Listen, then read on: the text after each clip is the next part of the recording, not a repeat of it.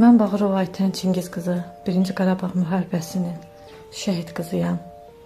Mənim şəhətim Nurlana xanımla bağlıdır. Sentyabrdan bu yana Nurlana xanım məni işlə təmin eləmir.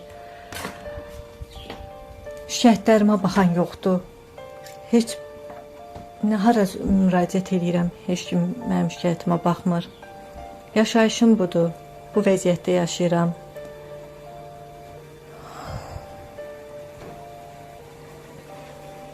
Çox xahiş edirəm prezidentimizdən, xanımından mənə dəstək olsunlar.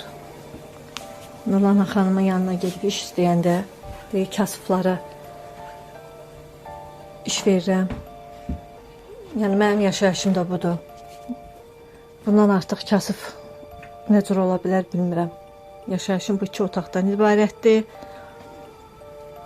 Bir qızım, bir oğlum var. Şikayət edirəm deyəndə də Nurlana xanım deyir, kimə istəyirsən şikayət elə.